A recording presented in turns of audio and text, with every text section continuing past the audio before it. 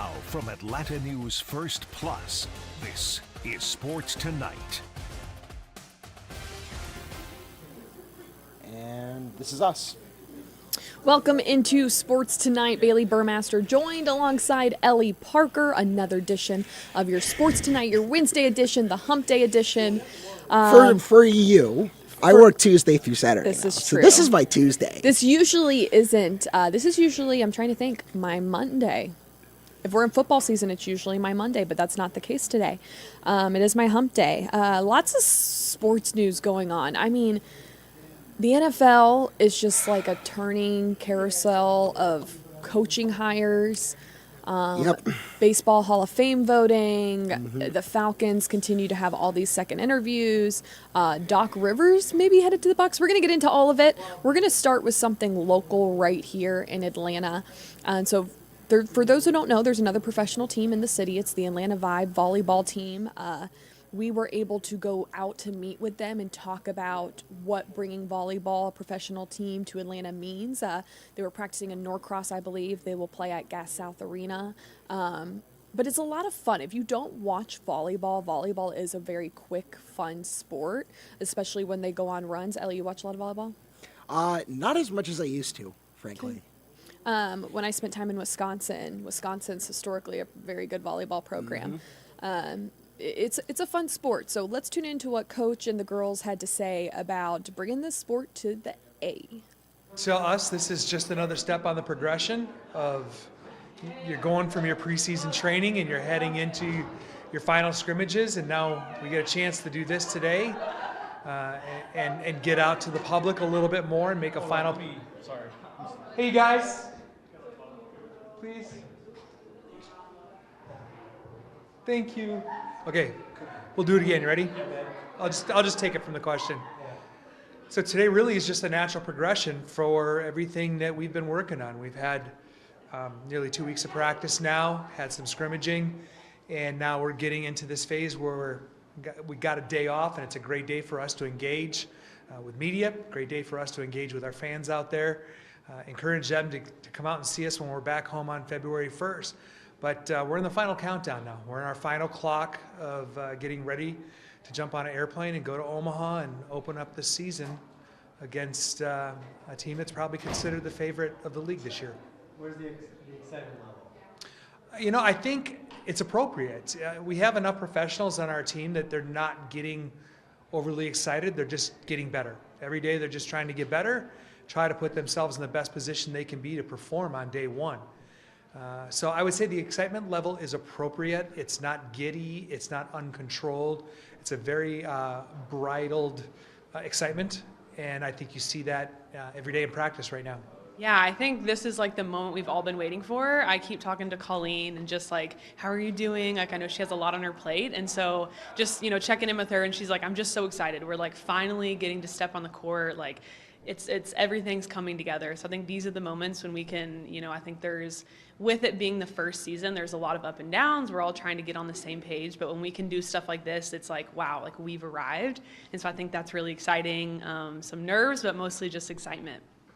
What is it to be a part of history, to be a part of that person? Yeah, being a part of history, I think, is something that's really unexplainable. I think there's no word that really we can say to kind of express how we're all feeling. I think the smiles speak for itself. Like when you watched our scrimmage yesterday and our first match coming up on the 24th, just the smiles that we have and just the love and passion for the game and getting to do it for the first time in the U.S. in Pro Volleyball Federation, I think is something that we're all just extremely blessed and grateful to be a part of. Just having a professional women's volleyball league here, Yeah. what does that mean for the sport? How far it's come?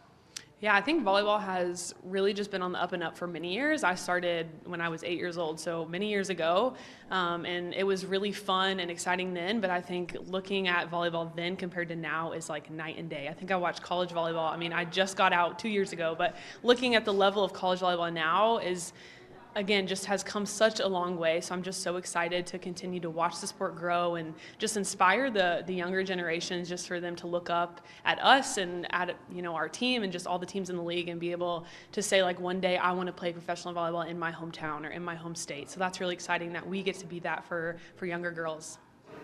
I mean, looking at the college game, being able to bounce off of that, I mean, career highs in everything, league highs, just sport-wise this whole year. I mean, the national championship was on ABC. Like, that's something I would have never thought I would see in my career, especially when I was playing and competing for those. That wasn't an opportunity. So seeing that they're finally getting the opportunities and bouncing off of that of, hey, now we have a league that these college girls can stay here and play, just like an NBA and an NFL and MLS, all of those opportunities, I think that is the perfect time to do it, because you have all this hype around all of these college players that are now leaving, and instead of it being like, oh, they just disappeared, it's like, no, they're still here and you can follow them along and they're playing professionally as well. So I think it's the perfect time to kind of use college volleyball as a way to kind of push us and anchor us into a new age of volleyball in the States. A lot of unit options. Why? I mean, well, first for me, I'm from Kentucky as well as I played at Kentucky, so only being 5 hours away from home was super enticing to me. Staying in the South and being around a culture that I already really know really well was super important. And I mean, I played in the SEC, and this is SEC country, so being around fans that might be used to seeing me play up in Athens is really exciting. I think for me personally, being a black woman, being in a city like Atlanta with the culture and the people, being surrounded by people who look like me, and I play a sport that not many of us look like me in it, and so being able to bring it to a community that might not have had it as much, especially for me growing up. I was always the only black girl on my team, and so to be able to be on a team, there's multiple of us, and being in a team where it's majority black, I mean, it's basically the Black Hollywood, is really important to me, and I wanted to be a part of something really special and create something special.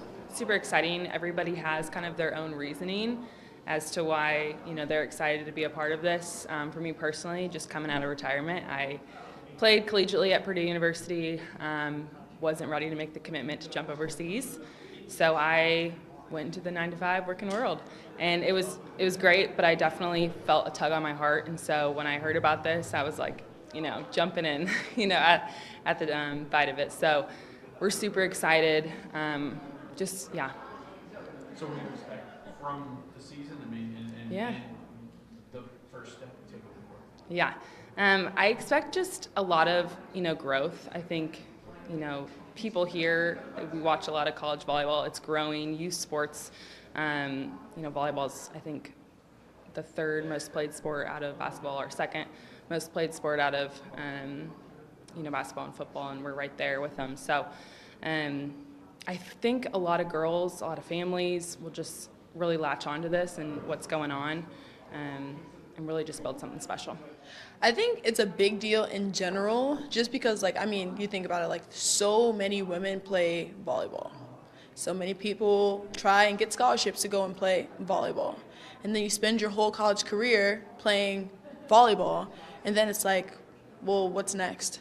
Like basketball, you get the NBA draft, or football, you get to go to the NFL. Golf, you get to go to whatever golfing league is out there. You know what I'm saying? But it's like volleyball, like, it's a stop, and then you have to make a hard decision, like, do I want to go across the world where I don't know anybody, where nobody knows me, without my hair products? Like, or do I quit?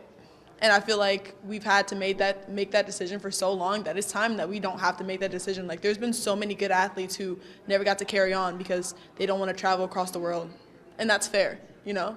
So, yeah, I think it's a long time coming. I think it is very cool, and it's very humbling to realize, like, I'm in this position to be able to influence or be a role model for a lot of young girls. Definitely, I started playing volleyball at 15, and that might be a little bit later than a lot of other girls, but I still had high aspirations to play for USA, and to do all these things at the highest level, but I didn't know what that meant or what that looked like. So to be able to provide something that's very tangible and something that's very very possible to watch and see in person, I think is very unique, and something that I wish that I would have had growing up as well. So I didn't know anything about professional volleyball. I didn't know, I really didn't even know what collegiate volleyball was, because I started so late, and I was so heavily involved in other sports that I didn't really know what any of that meant. So just with all of the like media attention that this league is providing, and then also like the role that I'm able to be in is like super humbling and super cool. Like I don't take that lightly. I want to be a good role model and be that person that girls look up to. I think it starts with first spreading the word and having media coverage, and then also coverage on live TV as well. Like, I love the phrase, like, you can't be what you can't see, like we have to spread the word. And what's great about women's volleyball is that there's not a male counterpart right now competing professionally in the United States. You go overseas, you have that men's professional volleyball, but right now in the States, it's not as popular. So I think for female sports and volleyball specifically, that's a great opportunity for us to separate ourselves from the male side of the sport.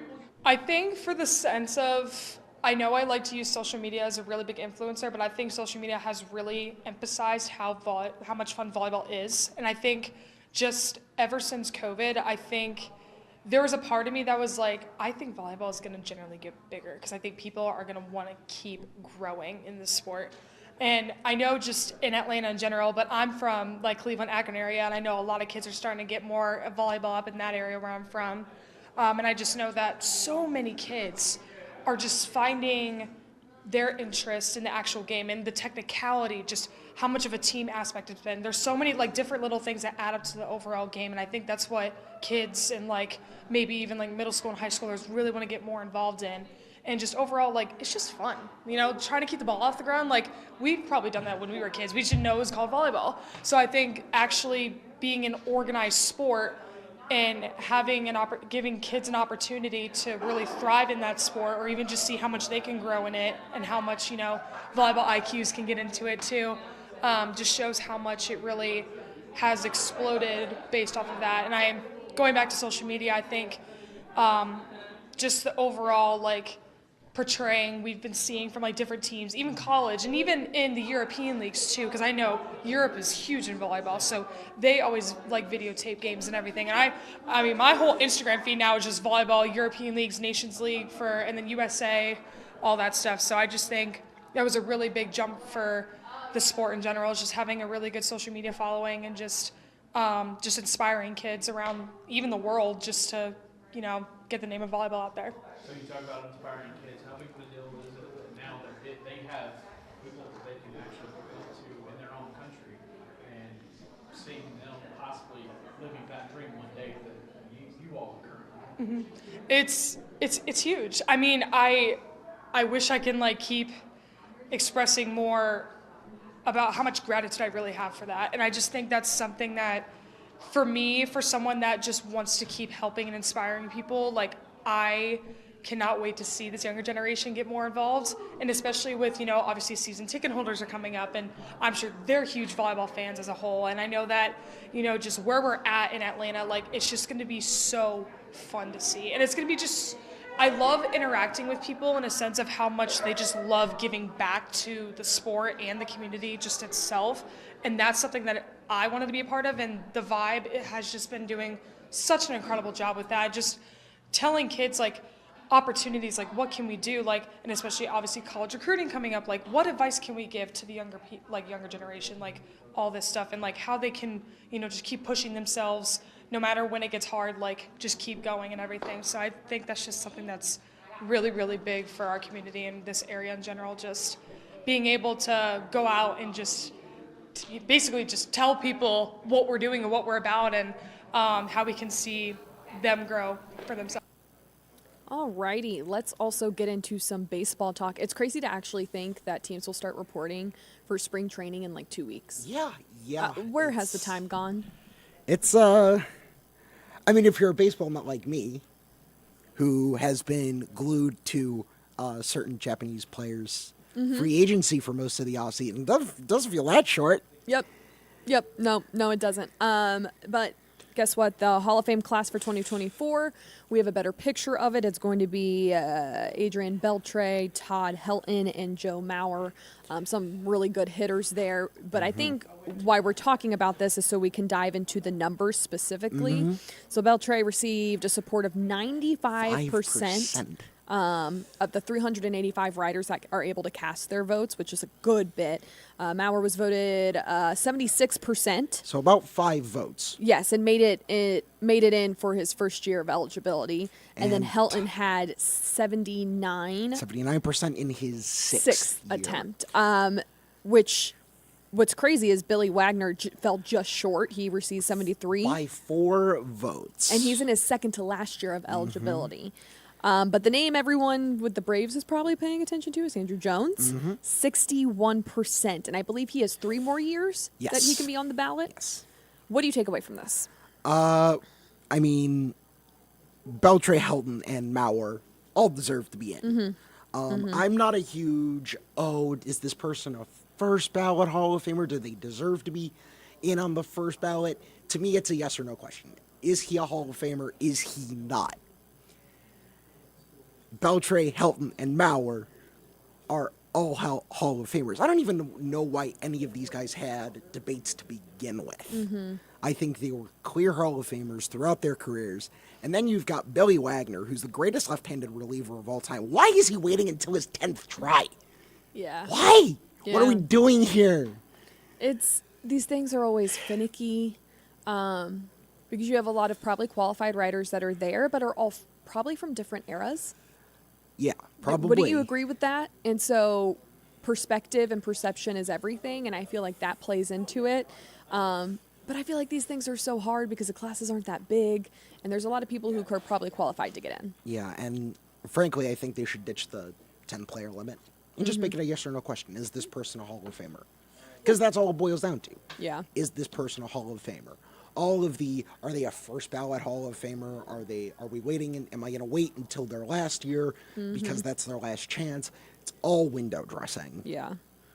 Are they a Hall of Famer? Are they not? Something worth paying attention to, something we've been keeping our eye on a whole lot, is the Falcons coaching search, which is now headed into its 3rd week.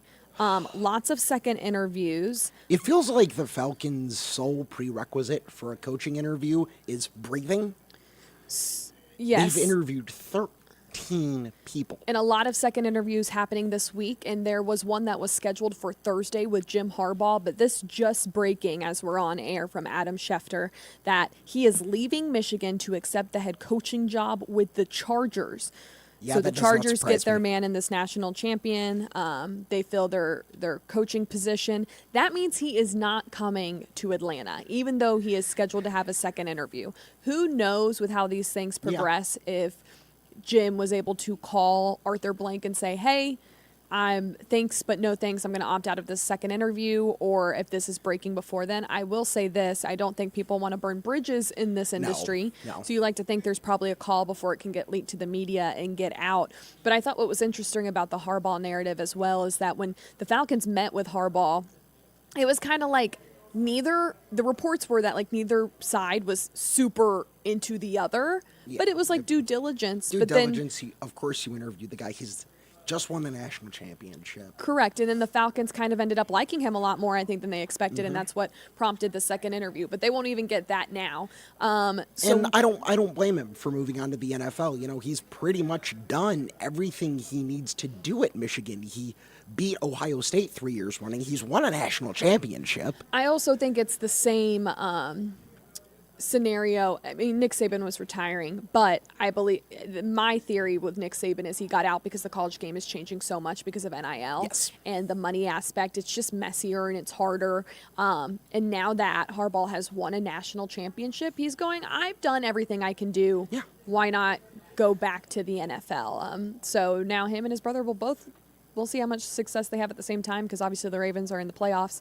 But as far as the coaching search for the Falcons, Tom Pelissero had some more tweets today saying that Mike Vrabel was in town for his first interview with the Falcons, and then Ejiro Evero was actually here as well for his second interview. So there are things still in progress. There hasn't been much smoke where Bill Belichick is concerned since they were here. He was here over the weekend meeting with the Falcons brass. But it's taking some time. Ellie, do you think they have someone in place before the Super Bowl comes? No. You don't think so? No. Okay, so keep in mind the Super Bowl is the 11th. I think that's, if I'm doing quick math, something like It's like 2.5 weeks. Yeah, like 18 days. Yeah, 18 days off. I'm a journalist. That's why I don't do math. But something like that, I would be baffled. So keep in mind the NFL Combine is late February, early March. You want to have a coaching staff in place probably at least 2 or 3 weeks before that. Yes. Which would put you basically right before the Super Bowl. Yeah. If I'm Arthur Blank, I want to have someone secured before the Super Bowl. Will it happen? I don't know, but people are starting to trickle away. Yeah, I very much doubt it.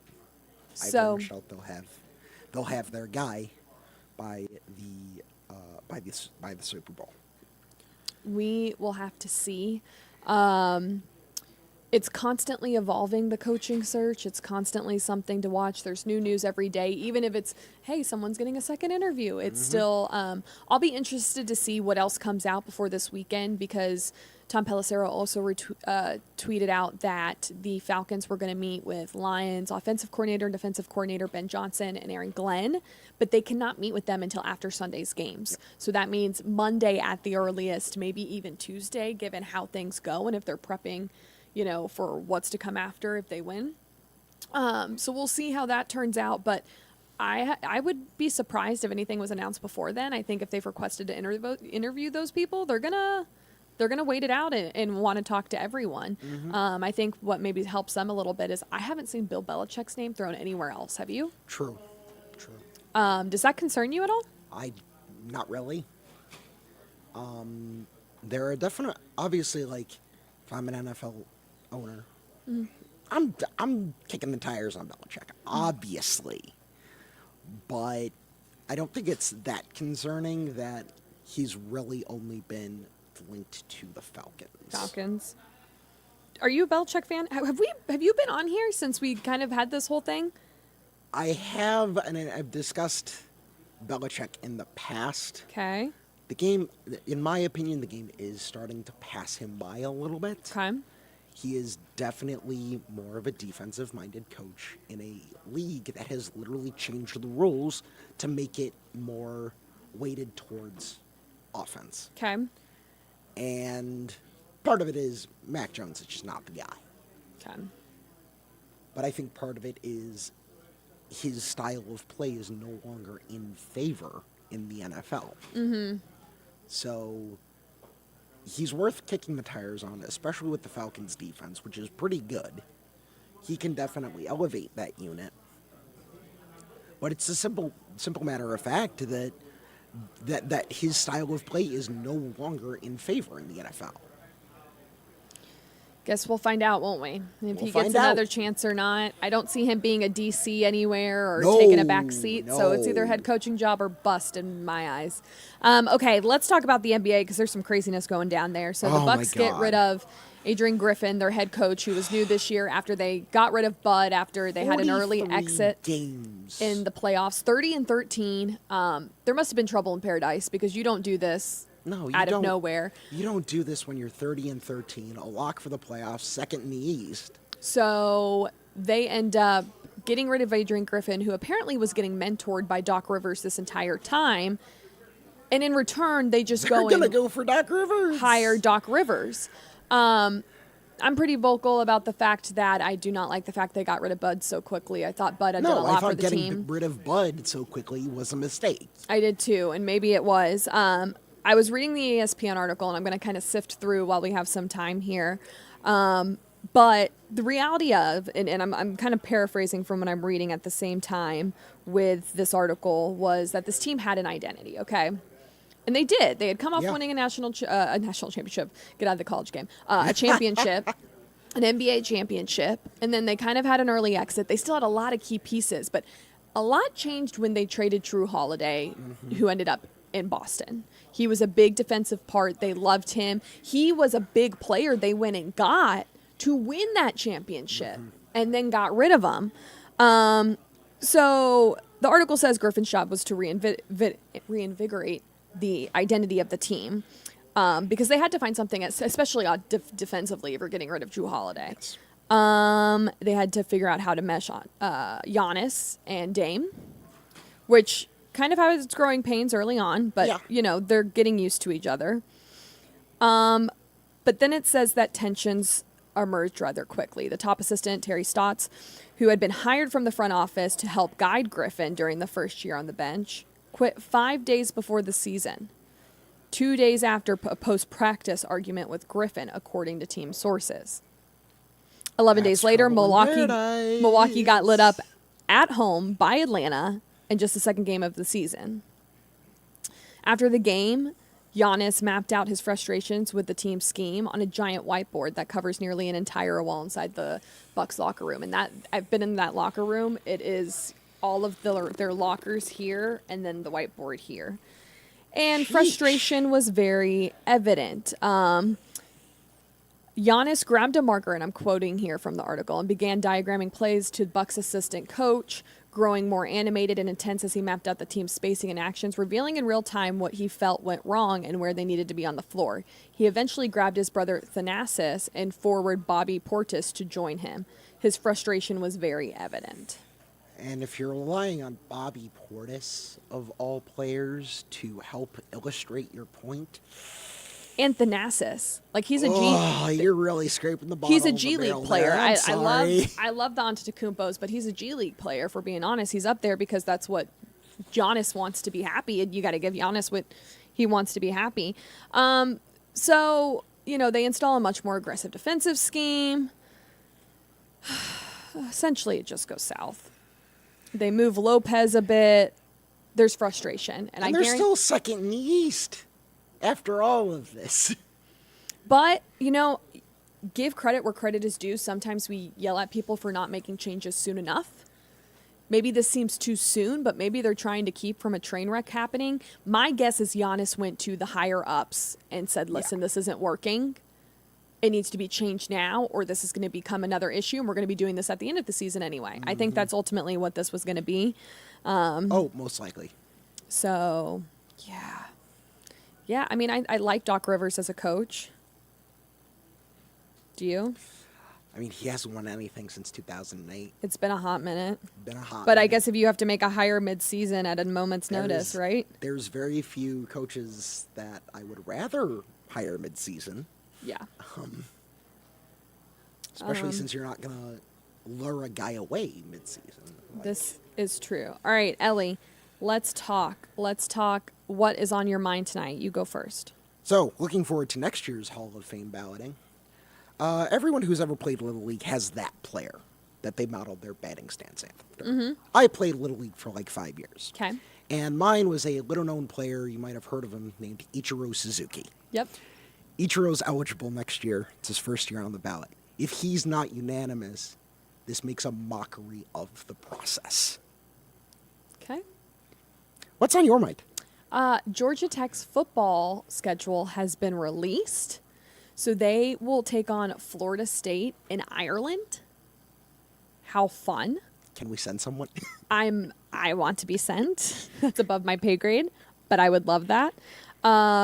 Games at home, Georgia State, Duke, Miami, NC State, Notre Dame, but that game's actually at the Benz, so that's a big matchup. Some away games, they have Syracuse, UNC, Virginia Tech, and then they are at Georgia after Georgia visited them last year. It's always fun to see schedules come out, always games to circle and watch for, but I think that Notre Dame one at the Benz will be very cool. It will be a good matchup. The Benz is just a top-tier facility as well, so always enjoy those games, and they usually have the Aflac kickoff there too. I think Georgia Tech played in that this past season against Louisville. Yes. Yeah, wow, look at that memory serving me somewhat decent. But yeah, always good to see that, but I'm not quite ready to talk about college football. Exactly, we both sighed at the same time. We were like, it was a long season. Football season's always long, and we're only in January, and now we have to get through a coaching search for the Falcons. Yeah. The grind does not stop. The grind doesn't stop, and neither do we. Correct. That is correct. And neither does sports. So you'll obviously want to continue to tune into Sports Tonight throughout the rest of the week, especially next week concerning the Falcons head coaching search. It's going to keep going. It's going to keep going on. But we'll have all the latest here. We'll talk about things. We'll see what's on the horizon. I think they have someone before the Super Bowl. Ellie does not. And I think Scott said no to having someone before the Super Bowl. But we will find out surely enough. But that will do it for this edition of Sports Tonight. For Ellie Parker, I'm Bailey Burmaster. You all have a great night.